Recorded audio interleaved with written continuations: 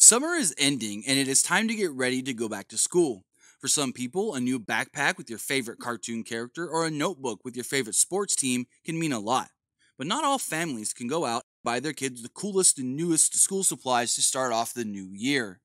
We, here at Pro Wrestling Unlimited, are looking to raise money for families in need and help their children get ready for the new school year. No child should start out the new year feeling like they're already behind because their families can't afford everything that they need. We do appreciate if you guys can help donate to our cause. Even $1, even sharing our GoFundMe does help in some way. With our donation, we are looking to buy backpacks, pens, pencils, notebooks, and more. Also, a portion of the money raised will actually go towards buying new shoes for kids who do need them to start off the school year. Please head over to pwunlimited.net/helpkids to donate today. Thank you in advance for helping out our cause and helping get kids ready for school.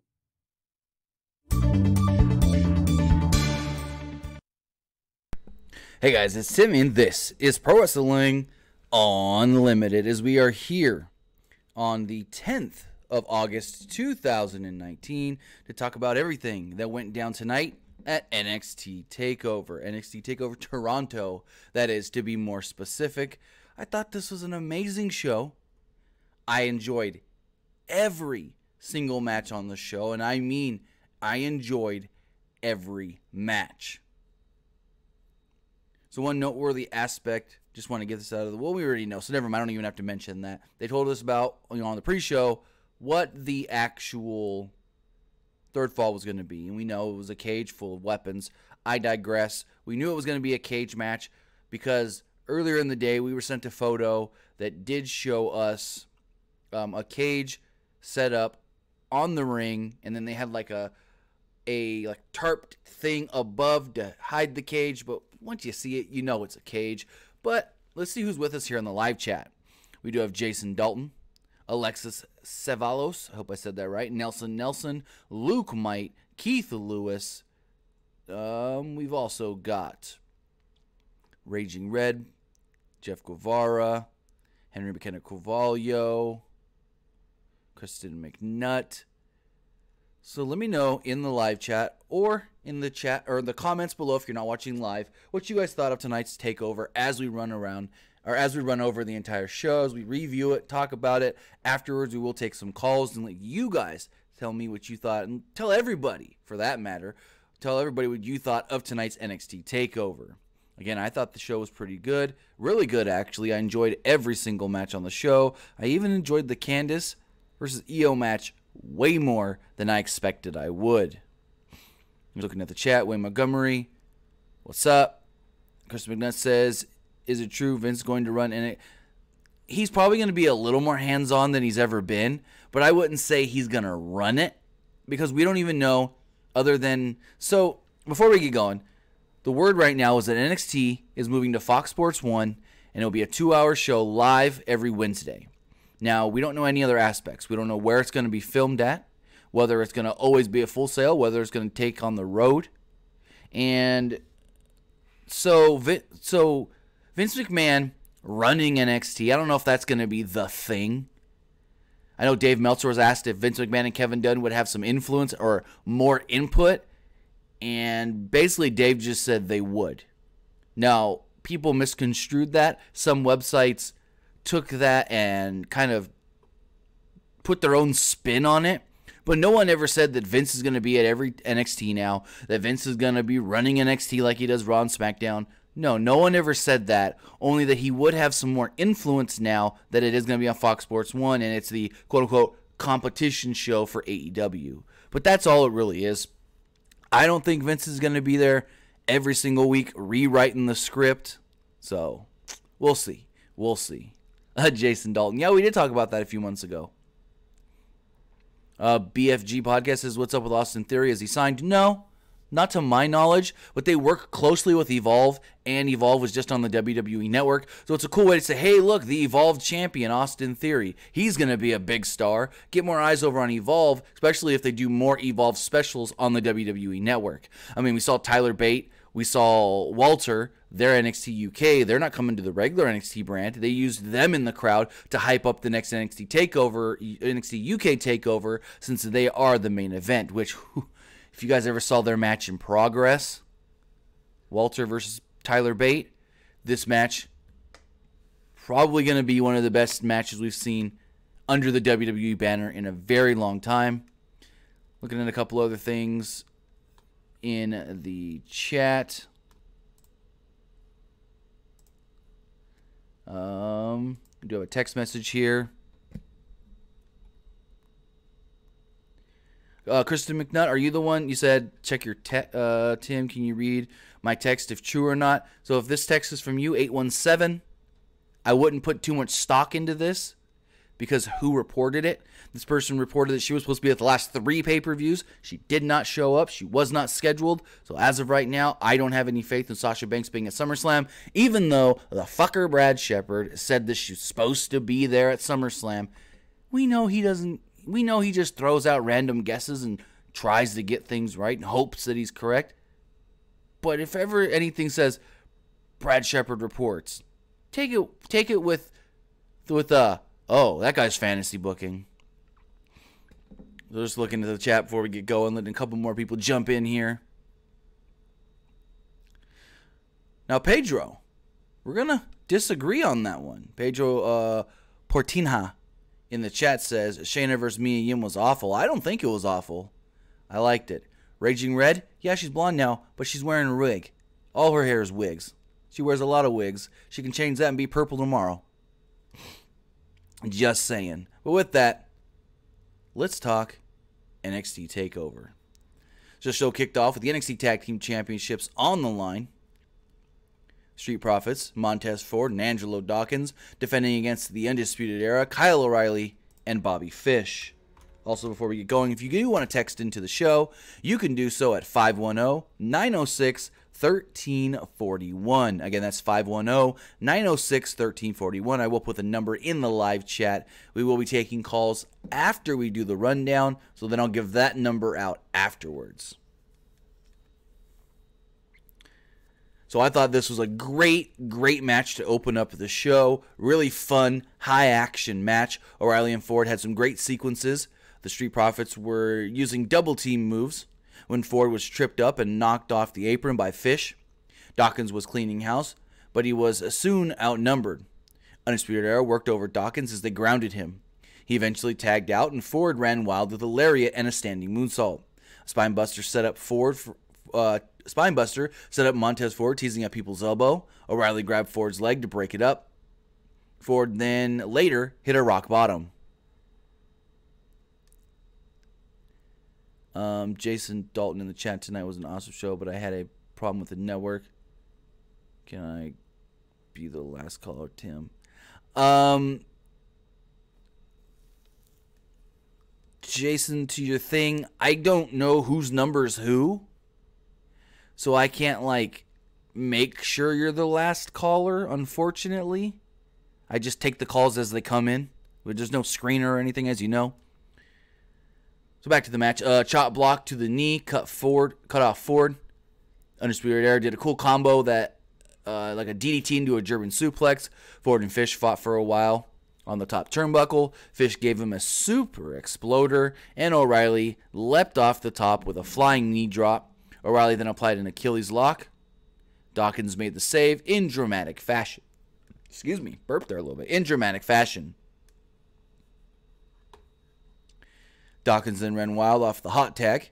Profits executed a doomsday blockbuster on O'Reilly for a near fall.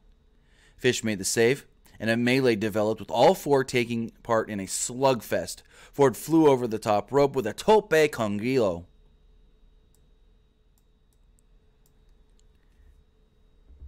Dawkins speared both O'Reilly and Fish. Ford jumped off the top into a frog splash, and O'Reilly for the pinfall. On O'Reilly for the pinfall, Street Profits do retain the titles with the frog splash from Ford. I thought this was a really good match, and unfortunately, Undisputed Era, they ain't all draped in gold. We know Cole still got his belt. But the big thing tonight, they kept saying it over and over on the pre-show, on the main card, or at least during this match. Undisputed Era wants to be draped in gold. They then showed Ricochet watching from the crowd. And then we got Io Shirai versus Candice LeRae. I really, really enjoyed this match a lot. So Shirai missed a missile dropkick early, and LeRae began to rally. She applied an octopus stretch on Shirai. She blocked a 619 and hit a neck breaker. Now, before all of this, though, I digress. I forgot something. So as soon as the match starts, Io just starts pummeling Candice. Candice gets up on the apron. Io tries to go for a sunset flip powerbomb over the top rope off of the apron. Candice holds on. So Candice gets pulled off the apron, and then Io suplexes her onto the announce table. Candice is barely moving at this point. She barely falls off the table. She barely crawls around the table. Referee gets to 7.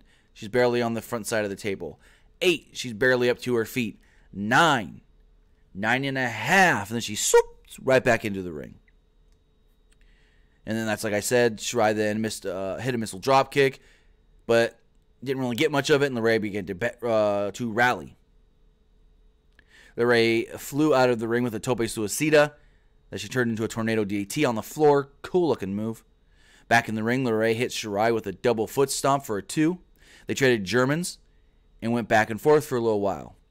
Then Candice hit a great looking reverse Rana, where Io just got dumped on the top of her head. Candice then hit the Mr. Toad's Wild Ride. Another 2 count. They then went to the top where Shirai executed a super, or they called it the Avalanche Spanish Fly. But to be honest, they called it the Avalanche Spanish Fly. But I've maybe only once or twice seen the Spanish Fly done not off the top rope. So I don't know, like saying super Spanish Fly is like, meh. I don't know. So LeRae kicked out after a lateral press. Shirai countered a backslide into a back breaker. She set her up for the moonsault off the top rope. LeRae kicked out and got a huge pop as they were saying that LeRae is the first woman in NXT to kick out of Io Shirai's moonsault. They totally had the crowd at this point. Crowd was going bananas. Shirai then applied the Koji clutch. LeRae then passed out, so the referee had to call for the bell.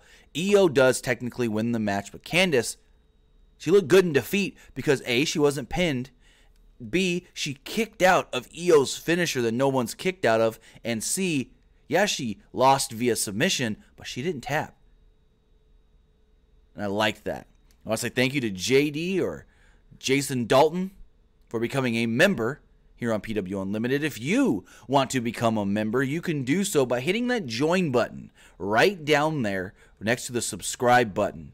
With that, you will be able to get a badge next to your name in all live chats and comment sections. You will be able to use special emojis here during the live chat, and you'll get some cool exclusive content and early access content. I am putting up some early access content next week ahead of All Out, as we do have a history video, like a history of, I'm not going to give away who it is yet, but it's a history of somebody, a AEW wrestler that many people don't know his backstory and should going into All Out. That's just a little tease of something coming next week. Plus, me and Nick do have a new series coming that will be early access as well for member subscribers.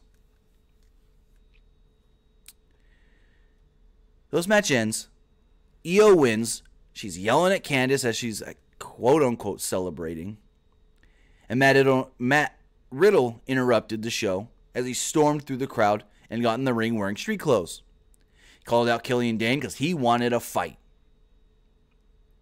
Dain entered the scene, and the two just brawled like madmen. They brawled around ringside, up the ramp. Officials poured out trying to separate the two. Riddle fired up with a ripcord knee. Then he jumped on the back of Killian Dain with like a rear naked choke. Killian Dain a couple times knocked him back first into the video boards, and then finally Killian Dain said, screw this, and he ran off of, got the hiccups a little bit. He ran off of the stage, grabbed some random guy with him as he's running, and they crashed down through 2 tables. No crash pad down there. Looks like nothing to, break the fall other than the 2 tables. These 2 guys, holy crap. Great surprise here. I did not expect this and I loved it. I thought it was good. It fit in with their feud because they're supposed to have a match multiple times, and Dain just attacks him. So this time, Riddle was just like, you know what? I'm not going to let you just attack me. I'm going to call you out, and we're going to fight. And this wasn't a match. This was a fight. So then we got a triple threat for the NXT North American Championship. Velveteen Dream defending against both Roderick Strong, and Pete Dunne. Dakota Martin said the security guard got murdered. Yeah, he did. So first, we get a cool entrance from the Velveteen Dream. They have the Toronto Raptors dancers come out. They did a whole big old congratulations on the NBA champions, Toronto Raptors. Before that, they did like a tribute to the Mountie with the dancers, and then they went into the Raptors thing, and then out would come Velveteen Dream. I was a little disappointed. The Velveteen Dream didn't have any special airbrush tights like he usually does at TakeOver. I know he was wearing white and red, the colors of Canada. But the match starts off, and Dream was sent to the outside at the onset to leave Strong and Dunne in the ring. Started this match off with explosive moves to each other. Dream took off his suspenders and got serious. Dunne and Strong teamed up on Dream.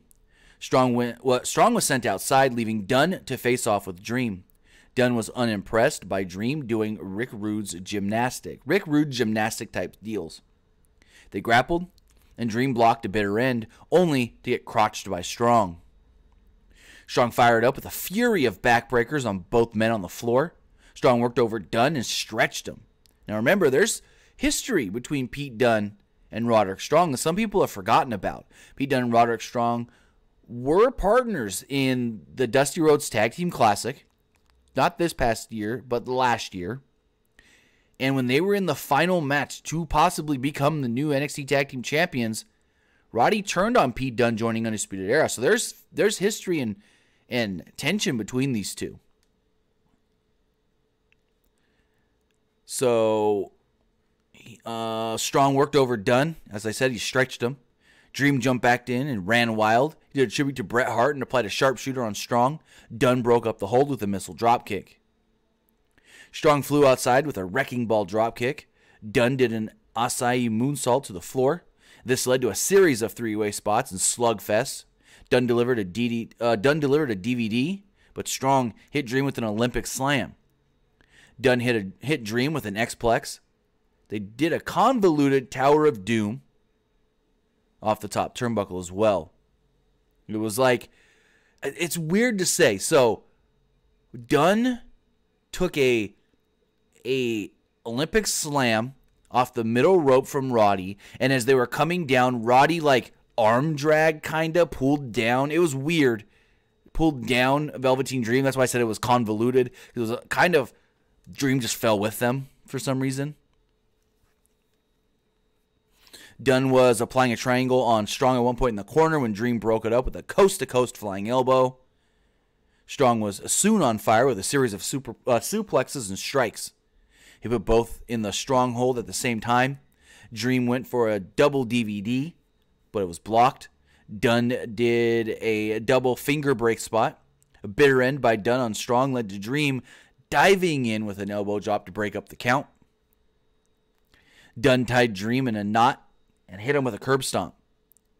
Strong did a Lance Storm roll into an applying a stronghold.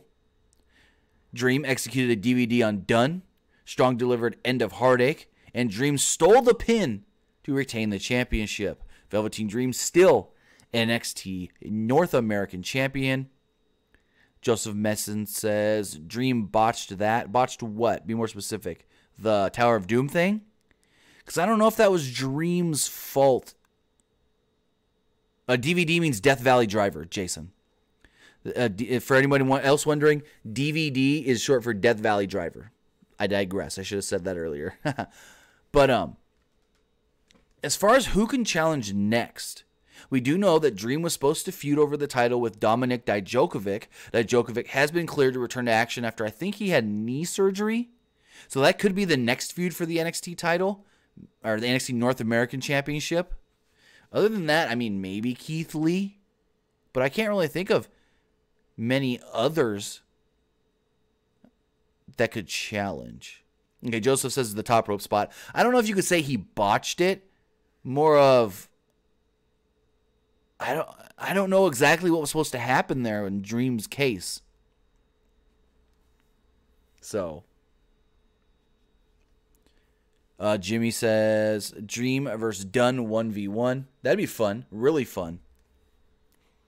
So then moving forward, we did get the NXT, a women's championship match. Shayna Baszler defending against who they call the HI. Well, what's she call? The HIC, I think it is.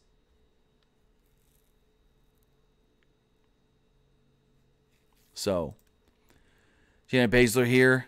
Both looked good. They really made Mia another match where they made the challenger actually still look good in defeat. So they started with an intense grappling.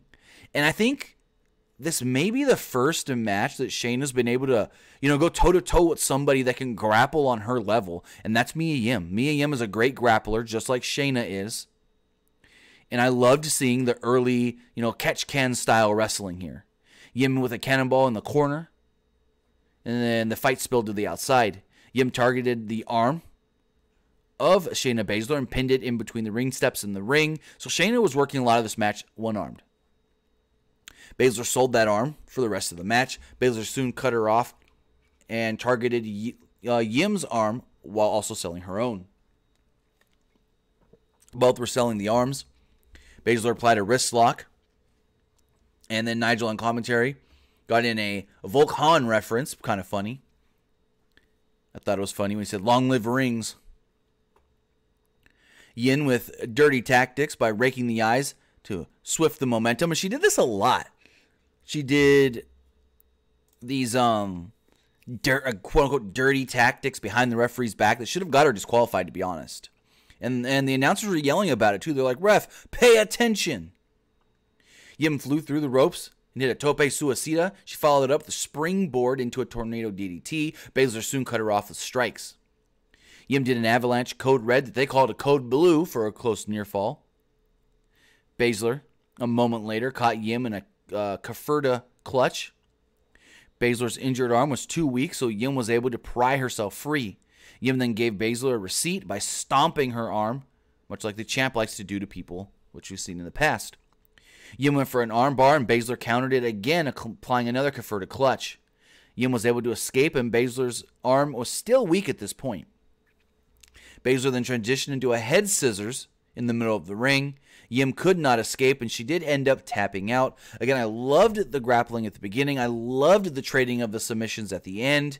And in the end, Shayna Baszler is still, I say that still, one more time, listen, still NXT Women's Champion. And I don't know where they go next. I don't know where they go next. She needs another babyface. And who? Who the hell on the NXT roster? I'm going to look up the NXT roster. Who the fuck, I should just say, on that damn NXT roster can challenge Shayna? Io? Heel versus heel? I don't think they'd do that. We don't see many heel versus heel in NXT. But if we go and look at... they don't have it broken down like that anymore. If we look at the women on the NXT roster, I mean, you've got Aaliyah. She's technically a heel. We've got Bianca Belair. That's a good choice. I heard that before NXT TakeOver 25, the plan for Toronto was to build up Bianca Belair to get another match here tonight, and they ended up going with Mia for some reason. So Bianca Belair would actually make a lot of sense to me, to be honest. Just looking at some of the other women on the NXT roster, you got Dakota Kai, but they've done so little with her. Same with Deonna Purrazzo. Other women, you got Kacy Catanzaro. She ain't ready for a title opportunity. Mia Yim just got her match tonight. I don't think they would go Io. Rhea Ripley, maybe, but again, that's heel versus heel. They wouldn't do Tainara Conti or Vanessa Bourne. So it's like Slim pickings, like the only one I can see that could possibly challenge for the NXT Women's Championship next would probably be Bianca Belair. She's the only other like when you look at the NXT roster for women, like let me look at this again. When you look at the roster of NXT women, the baby faces you have are Bianca Belair, Candice LeRae, Dakota Kai, Deonna Purrazzo, Kacy Catanzaro, and then Tegan Nox if she's put back on the NXT roster. Slim pickings for baby faces. And the only one I can see that would be okay would be Bianca. Chris McKnight here asked about Tegan Nox. No, you're not. She's not somebody that you can just throw in there right off a return and say title opportunity. If she was a big, massive, like crowd loved babyface before she got hurt, or they were doing something with her in NXT before, okay. But she really has she even worked NXT TV? Not to my knowledge. She just did that one, the Mae Young Classic, and then got hurt. So I don't even know. She may have done 1 or 2 NXT TVs teaming with Dakota. But other than that, she hasn't been built up at all in NXT as someone that could be a challenger. Chelsea Green, she's technically, I only went off the names listed on the WWE roster page, and Chelsea's not on that. Chelsea's had 1 match at a TV taping, and it was a dark match. She could debut this week at the NXT tapings they do have on, let me look at my calendar, Thursday the 15th. Jason Dalton says, is Nia Jax ready to come back from her double knee surgery? I heard early 2020. They're hoping Royal Rumble.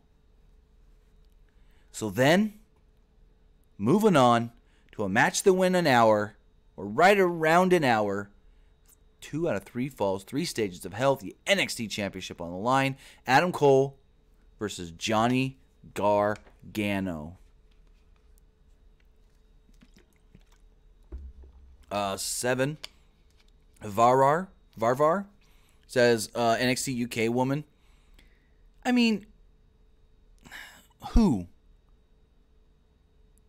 I don't see anybody in NXT UK that would be believable as a challenger to Shayna Baszler after Shayna's ran through everybody else. Bianca Belair is the only person other than a Toni Storm or a Rhea Ripley that I can see as a quote-unquote legit challenger. Nelson, good point there. He says Dakota Kai's knee fixed. I haven't heard yet. So she's still out. Same with Chelsea Green. Chelsea, I don't know if she's been given the all clear from her wrist surgery. I know she said that she's recovered, but I don't know if she's been given the all clear as far as to compete back in the ring, and she hasn't returned yet at any of the house shows. But Marshall Hansen says Toni Storm, but here's your issue. Toni Storm, NXT UK Women's Champion. I honestly, nothing against Kylie Ray. No, Kaylee Ray. Nothing against her, but I don't see her winning that title off Toni Storm. And plus, how are you going to have a legit challenger if in Toni Storm, if she loses, like Toni Storm loses her belt and then all of a sudden she's a challenger to Shayna Baszler's belt? That wouldn't make sense to me. But hopefully we find out stuff at the TakeOver tapings this Thursday. Again, the, NXT UK TakeOver. That's not till the end of the month. So that's actually after this TakeOver, and they're not going to do anything at these tapings to spoil any of that. Kristen McNutt says Piper, they got to build her up a little more. Again, she's a little too new, but we'll see. I digress. NXT title match. Holy crap, was this just one hell of a match. These two never disappoint. First match was straight up singles match. Cole wanted this because that's how he's beat Gargano in the past. Pinned him 1, 2, 3 in a straight up match. So I don't know how this match is going to compare to some of the other great matches we've seen recently, especially from New Japan and the G1. Because, like, this match was great, but I know there's going to be people that have been like, Oh, I saw better in G1, blah, blah, blah, blah, blah. So, opinions are going to be opinions. But the crowd they loved this match. I can say that for sure. So, two are killing each other in this first match, just going at it. Towards the end of the first fall, Adam Cole's got the advantage. Adam Cole then gets a steel chair, and he sits in the ring yelling at Gargano. Finally, Gargano fires up, runs wild, and hits Adam Cole with a chair. Gets himself disqualified. Cole wins the first fall. Cole wins that first fall, and they go into a street fight. Now, as we start off the street fight, Adam Cole's getting pummeled with chair shots. Just beat down by Johnny Gargano. I lost my spot. Gargano waffled Cole over and over, like I stated. It kind of seemed like he was doing the Austin Rock spot in some of their famous matches. Gargano then sat in the chair, much like Cole did in the previous fall. Cole took a powder, and Gargano hurled the chair at Cole on the outside. Gargano followed with a tope suicida. They brawled in the crowd and fought around the building. The announcers let us know that with this being a street fight, it's also falls count anywhere. And I loved the line, I think it was by Morrow, where he goes, in this street fight, every seat can become a ringside seat. I loved that line. Morrow got a little annoying tonight with all of his quote-unquote pop culture references. But I thought that was a really good line where he's like, with these two fighting all over the arena, any seat tonight could become a ringside seat. I loved that line. So they brawled in the crowd as they approached the coral area. Gargano jumped into a flying crossbody and they crashed through the barricade. Cole took control and went for a move on the top of the announce table. Gargano countered with a backdrop and sent Cole through the adjacent announce desk, crumbled into pieces. Gargano brought tables into the ring. Those props wouldn't become a factor until much later. Cole cut off Gargano with a Shining Wizard, and then gave Gargano a Ushigoroshi on the chair for a near fall. Cole then wedged a chair between the two turnbuckles. He would live to regret it when Gargano sent him into the chair like a lawn dart. Upon application of the Gargano escape, Cole tapped out to even up the falls, one apiece. Then the ominous cage would lower. This wasn't your normal steel cage match, because this cage, there was no escape. Must win by pinfall or submission. And the top of the cage was wired with barbed wire. It was lined with barbed wire. There were weapons hanging from the top of the cage, weapons hanging from the sides of the cage. Also, remember, those two tables that were thrown in the ring earlier, still in the ring.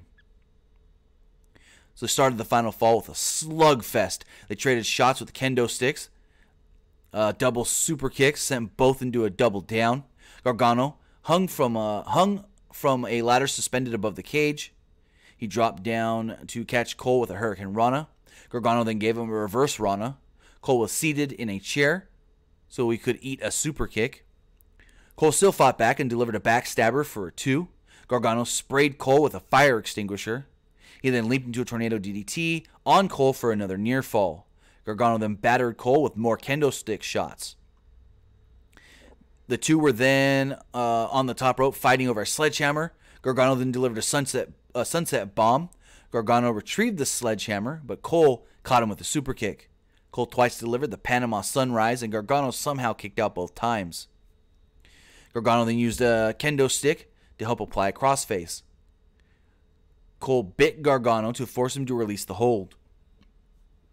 Gargano went off the top with an Avalanche Canadian Destroyer for a near fall.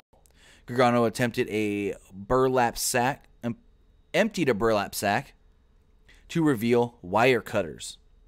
Climbed to the top of the cage and clipped off some of the barbed wire. Then he went over to Cole as Cole tried to flee. They fought on top of a platform on top of the cage. Below, there were two tables set up side by side. Using the barbed wire, Gargano went to rake the face of Cole. They both fell off the platform and crashed through the tables. Cole was about to drape an arm across the chest of Gargano, and the referee counted 3. Or he was able to, not about to, he was able to.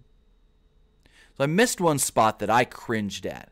So there's a spot where they're both on the second rope, I think it is. And Gargano, like, tornado or regular DDT's Cole, literally face first onto the top rim of the ladder. And this looked bad.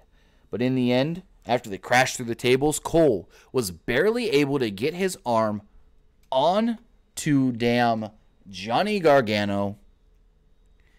Referee's like, well, I guess I got to count it. 1, 2, 3. Cole, like I stated, still your NXT champion. Then afterwards, though, Undisputed Era immediately, soon as the cage was lifted, took out Adam. Adam gone. Show goes off the air, and they do a send-off kind of deal for Gargano. Now, we've seen this before after, I think it was the last Ciampa match. They did the send-off kind of deal, but this time the difference was that William Regal actually came out and he shook Gargano's hand. That's the difference in this send-off than the previous sort of send-off they did before for Johnny Gargano. So this leads me to believe that Gargano could be getting called up. I don't know what brand he's getting called up to, whether it's Raw or SmackDown. I hope it's Raw, only for the fact that he'll be working with Paul Heyman, and I think Paul Heyman will do good things with Johnny Gargano, as we've also seen with Ricochet. But that was TakeOver. Now, I want to hear from you guys. I want to know what you guys thought of tonight's NXT TakeOver. If you want to call in, you can do so at 559-475-8473. Again, the number is 559-475-8473. If you do want to text in, you can text in at 510-906-1341. Again, the text number is 510-906-1341. As we do have a couple of text messages here to look at before we take some calls. So this person here, 757, does state, the Candice LeRae match to me is already a candidate for match of the year for 2019, but there's no way it could top Becky Natalia. You know, I wouldn't say that it can be a match of the year because there's going to be... Now, if you're talking about NXT match of the year, I wouldn't even say it's NXT match of the year. It was a great match, probably the best women's match we've seen in NXT in a long time, but it's not going to compare to any of the Gargano-Ciampa matches we've seen, any of the Gargano-Cole matches we're going to see, or that we have seen. Or it's just, I couldn't say that that's a quote-unquote match of the year. And honestly, it can be better than Becky Natalia. It can be better than Charlotte Trish. That match was really good, but Io and Candice killed it. And I think it could be the best women's match of the weekend.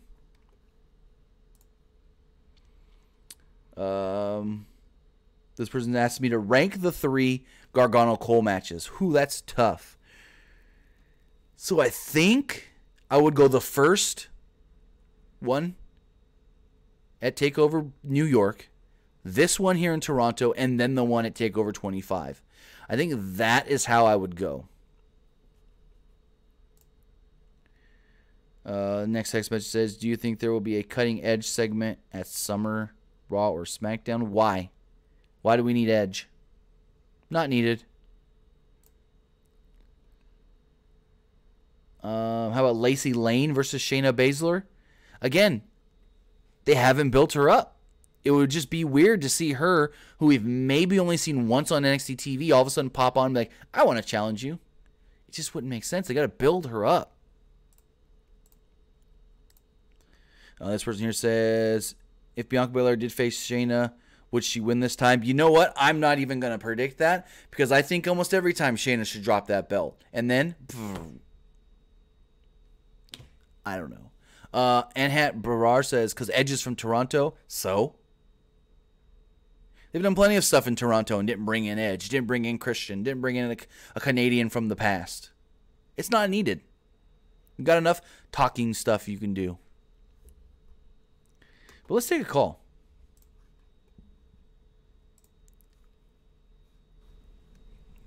Caller, you're on the air. What's going on?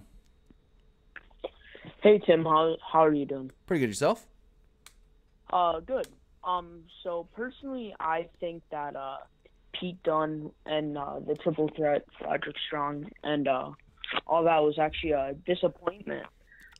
Feel like it was one of the weaker matches on the card if I had to pick. Not like it was like a bad match, but my expectations were set high. And that's something that happens when you have a show full of great matches. There's going to be one match that you're going to say is the weakest of the five, and for you, that was your weakest of the five. Yeah. Like you said, you didn't call it a bad match. You just felt like it could have been better, and everything else was just a little better, right? Yeah. Yeah. I want to know what you think. What was your favorite match on the show? My favorite match, that's tough because, I really loved the main event, but for what they did, I actually really liked Io Shirai and Candice LeRae, but I think I'm going to have to give it to the main event. Yeah, that spot you were talking about when the tornado DDT off the second rope.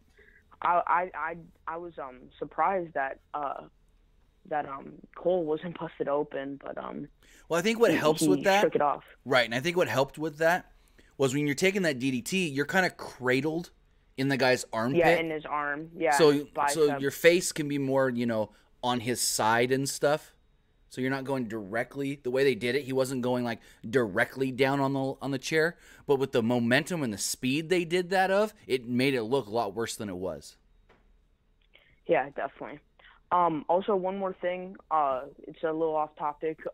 But who do you think will win B block for G1? I'm going Tetsuya Naito. All right. Thanks, Tim. All right. Thanks for the call. Have a great night. All right. Yeah, love the channel. Thank you. So, just looking here. If you do want to call in, you can do so at 559-475-8473. Again, that's 559-475-8473. Take another call here.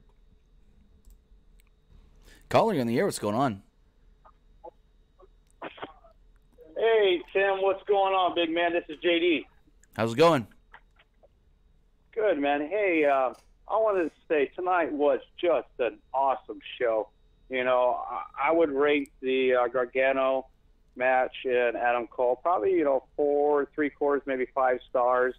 And I really did not appreciate the crowd booing, the Shayna Baszler match. I mean, I thought that was kind of, disrespectful. I mean, what do you think about that? I think it's not a disrespect thing. It's they're booing the decision to once again keep the title on her. And I agree, with the crowd is because that, she has lost opponents for her to face. Exactly. And I thought, to be honest completely, I thought she was going to, lose to, it's just the momentum and everything that was going on in that match. It just looked like she was going to move and lose, and she was going to get called up. And now we have her a really sick-ass heel in WWE. Right. I mean, it's tough when it's like every time you're like, well, they built this challenger up really strong. I can see them winning. And then boom, Shayna retains every single time. Yeah, I know, but it's just like who's next? Right, and I hate to use the Goldberg line. Who's next? Right, and like I stated earlier, I mean, the only person on if you look for a babyface, the only person I can think is Bianca Belair. She's beat Bianca once in singles match and once in a 4-way. So yeah, but she wasn't ready. No, and I don't know how much more ready she is now, but at the same time, it's like based off of every other woman there, she's the only one that makes sense. True that. I agree with that 100%. And, at the very end, I did not get a chance to see or hear that William Regal came out and shook Gargano's hand. Do you think he's getting called up? I do.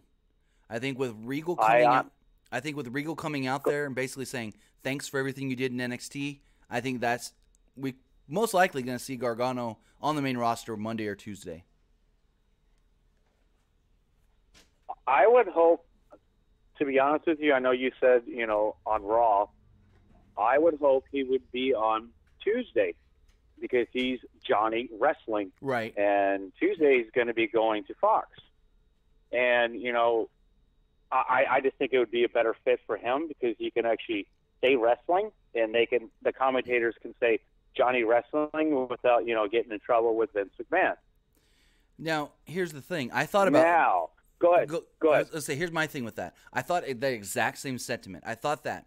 But the thing is, we don't know once, you know, quote-unquote, Eric Bischoff has more control over SmackDown and Paul Heyman has more control over SmackDown. We don't know if SmackDown's still going to stay the more wrestling-centric show and Raw's going to be the more heavily story-driven show. It could flip for all we know once Heyman and Eric Bischoff are more in control. Okay. All right. I see where you're going with that. I'm going to kind of rebuttal a little bit. Back in the day, Bischoff, you know, with WCW, he wasn't a booker. Right. He didn't do the storylines. He didn't do any of that stuff. So what makes you think that he's actually going to contribute any kind of storyline for him being on Fox? Well, you know, see where I'm going with this? You know, I get where you're going with it, but it's just like we don't know what Bischoff's mindset is this time around. I know he always says on his podcast, I'm not a finish guy. I'm not a long-term storyline guy. Right. I always had, because he says it all the time. He's like, in WCW, I always had someone else to be the booker, whether that was Kevin Nash, Kevin Sullivan, Dusty Rhodes, Ric Flair for a little while. So it's like, that's why I'm saying I would almost prefer Gargano to go to Raw, because you know that he's somebody that Paul Heyman would really be able to get behind. Because if Vince is still got that booker, you know, like if Vince has more power over SmackDown than Raw, especially with Bischoff not being a quote unquote booker per se, right?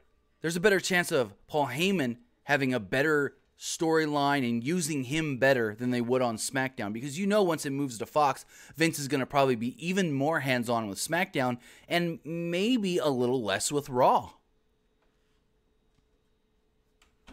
You know, Heyman is a perfect guy, you know, for the fit, for the entertainment side.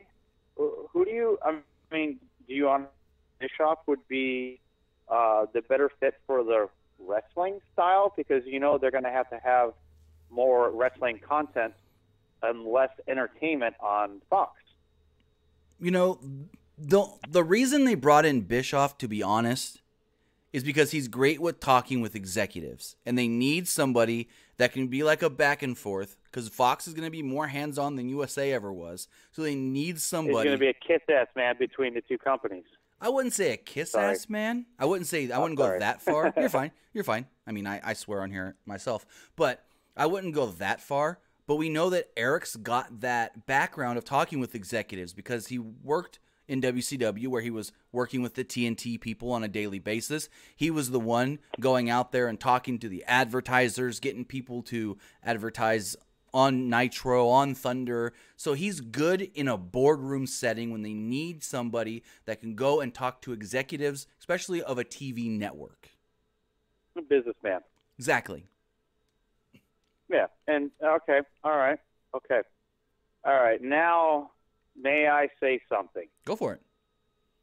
I love the match. I love the show tonight. It was an awesome show. But I had a 2-second delay the entire show, so I was not truly able to completely connect.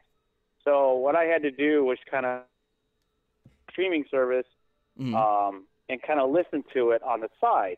Man, I'm still pissed off about that. So, but I'm also this is the one thing that I'm so pissed off. Let me finish real quick, Tim, and then you could jump right in. Go for it. I am so pissed off to hear that WWE is trying to buy Fight TV. Fight TV right now is showing a free bare-knuckles fighting match right now.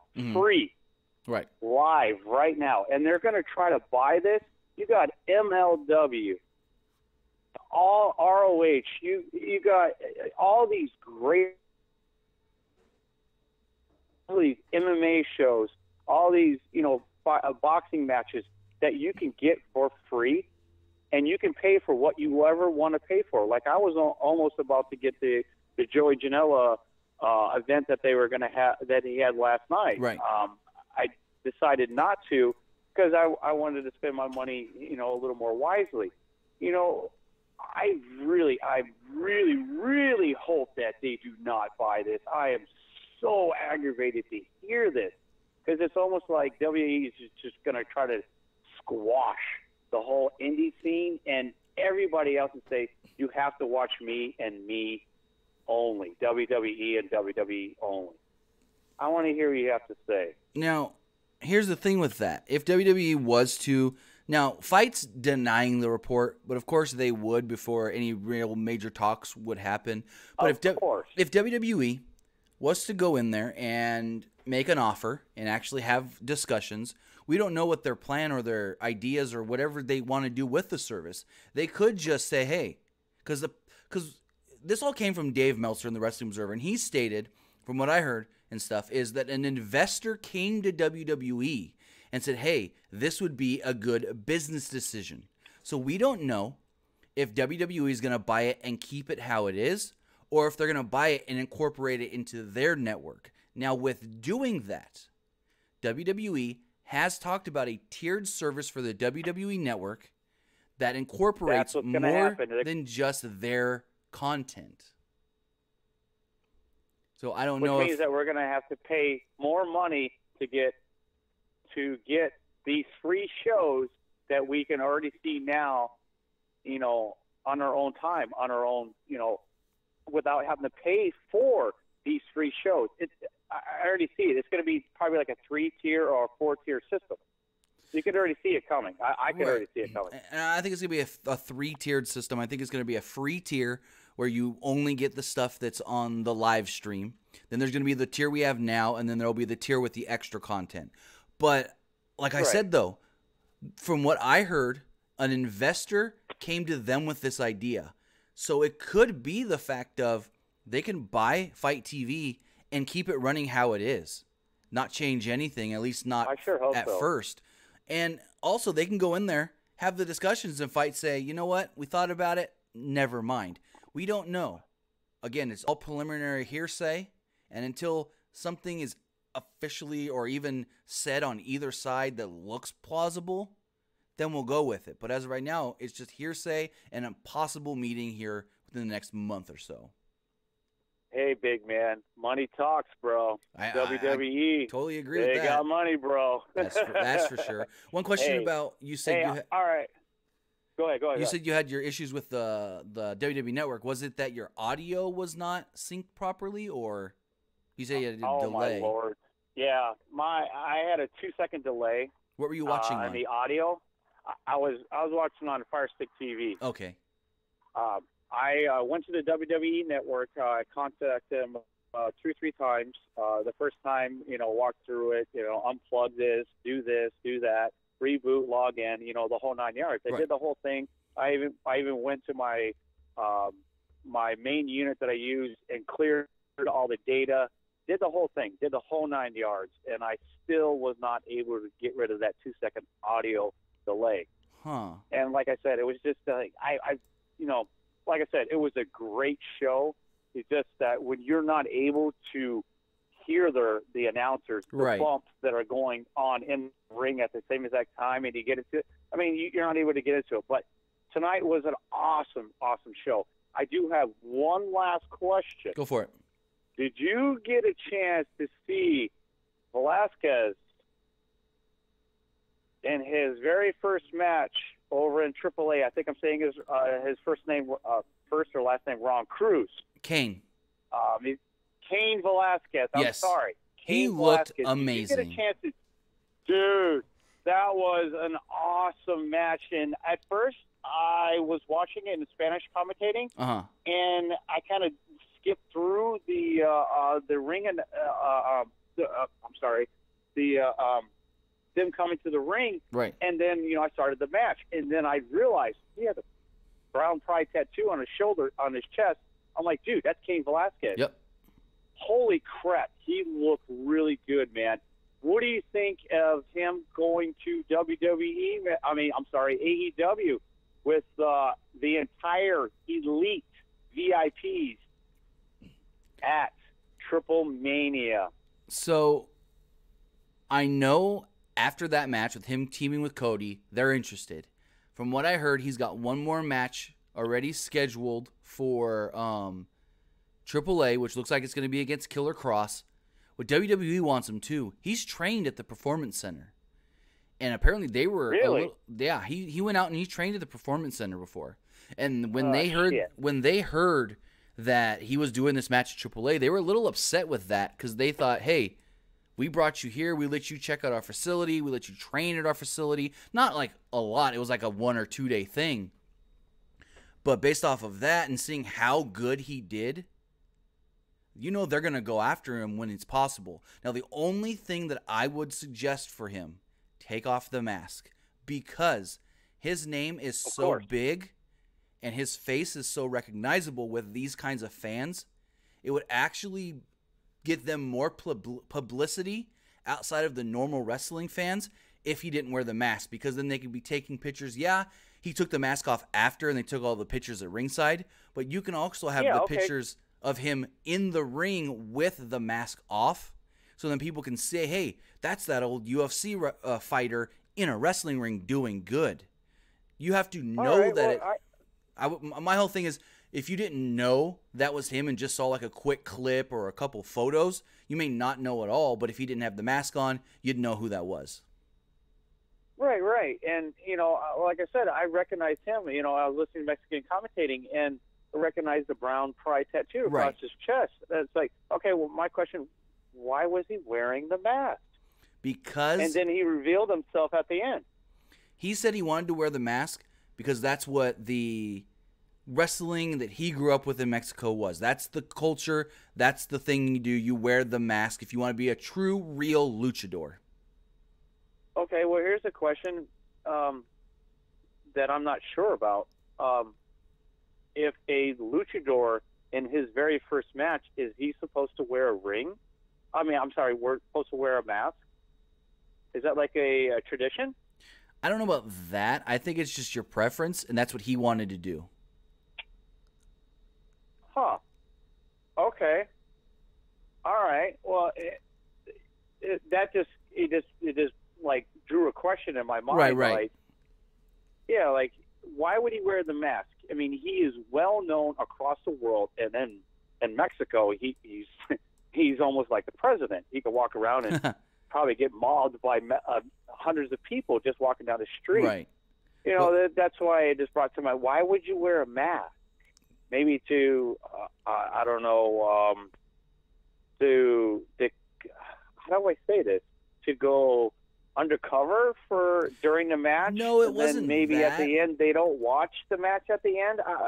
Watch the end where they're celebrating and get their hands raised. I don't get that. Like I said, he said in an interview before the show ever took place, the wrestling he watched as a kid, they all wore masks, which is true. Back in the day, all the Mexican wrestlers, 90% all wore masks. So that's what he felt was traditional lucha-style wrestling, wearing a mask. I don't know if he's going to wear it going forward, but he did it that one match. Tim, I want to say, love talking to you. Probably took up a little more time than you probably wanted, but brother, it's always good talking to you, and I actually finally became a member tonight. I appreciate that. Hey, man, keep up the good work. I've been listening to you strongly for 6 months and been calling in for the last probably 4, and it's always great to get a chance to talk to you, brother. I want you to keep up the good work, man, and maybe if I get a chance, I'll get a chance to talk to you tomorrow night. All right, sounds great. All right, Tim, you have an awesome night, brother. You too. Thanks for the call. Have a great night. All right. All right. With that, let's check out some of these text messages we have over here. You got a couple text messages. This one says, what's next for Adam Cole? That's a big question going now. I don't know. When you look at the NXT roster, when you look at all the names on that NXT roster, who could challenge Adam Cole next? The only thing I can think of is Tommaso Ciampa. Ciampa is expected to be back possibly at this Thursday's tapings. Ciampa never lost Goldie. So I can honestly see Ciampa sliding right in on Thursday and saying, I want Goldie. Give me my girl back. I want my belt. That's the one thing I could see happening. This person here says, do you feel the main event was 5 stars? Because I feel like the cage kind of changed everything. Also, Io versus Candice stole everything for me. Again, I loved Io and Candice. I thought it was a sleeper match. I was like, going in, I'm like, this is going to be a good match. But I felt that it was a great match in the end.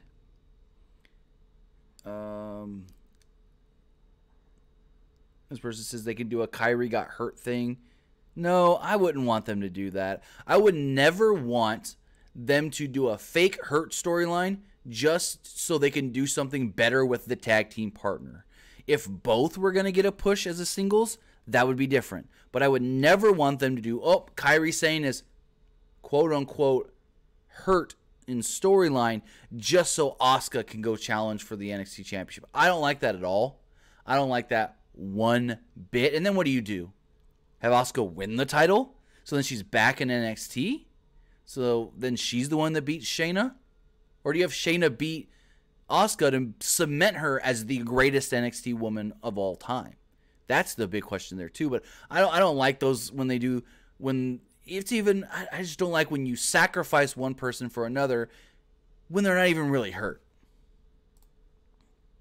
This person says, could Matt Riddle face Walter for the United Kingdom title if he were to win the UK tournament, and if the Undisputed Era were to kick off Roderick Strong, could they replace him with Kevin Owens? Owens ain't going to NXT. I'm going to tell you that right now, Bubba. Owens not going to NXT. Owens is probably one of the biggest baby faces they got on the main roster, so don't even think that's going to happen. As far as Matt Riddle challenging for the UK title, no. They got plenty of guys on that UK brand. Matt Riddle right now is feuding with Killian Dain, and I think that's going to be great. Again, we'll see what happens after TakeOver on the 31st. Walter and Tyler Bate, that's going to be great. I can tell you right now, if you didn't see their match in progress, go watch it now, because that match was great. Roger says, what's next for the Street Profits? I thought it was the main roster, but fuck if I know. Fuck if I know. So with that, if you do want to call in, we'll take one final call. 559-475-8473. 559-475-8473. Jason Dalton says, was to see Walter tonight. Oh, awesome. To see Walter tonight. Yeah, I love the way that they showed him and Tyler Bate to hype up that match for TakeOver. TakeOver in Cardiff, Wales. I thought that was great, showing both of them in the crowd and saying, hey, these men are going to fight for the UK title in just a couple of weeks. Caller, you're on the air. What's going on? Hello. How you doing? Good. Is this Pro Wrestling Unlimited? Yes, it is. Okay. So, yeah, I have a question about tonight. Go for it. Which match do you think was the best match out of all? As I stated earlier, the main event. Main event? Yeah. Also about the NXT Women's Championship match, I have a question about that too. So you're saying that I was thinking that they can put the belt on Io and have a Candice versus Io match, and put the belt on Candice and have a huge rivalry like that right there. It would be fun to see those two fight for the title, especially after the match they had tonight. But I wouldn't do it because Io was, before Mia Yim, the last one to lose in a singles match to Shayna Baszler. I know I suggested Bianca Belair. Yeah, she's lost to Shayna before, but that was 6 months ago. Io's loss to Shayna with a title on the line was only 2 months ago. Not even, 2 months ago. It was on June 1st. It's too soon to put Io right back in there in the title picture. They can do it, but I think it's too soon. Okay. Also, I have another question. Go for it. This is probably my last question. Tomorrow is today is SummerSlam, but I have a huge question about the SmackDown Women's Championship match. Okay. Who do you think will win, Bayley or Ember Moon? Bayley. That's who I'm going. Bayley? Yeah. You going with Bayley? I'm going with Bayley. Okay. And then do you see like Sasha coming back No. and attacking her? And, like, Not in the least bit. Okay. And also, I'm a huge fan of your show. So yeah, I'm like I'm a sophomore in high school, and I'm trying so hard to call you and like trying to talk. Awesome. You're Well, my favorite YouTuber. I appreciate that. Thanks for the call. You're welcome. Have a great night. So with that, gonna wrap things up here. TakeOver was great. SummerSlam. Main roster, you got shoes to fill. Because tonight was great.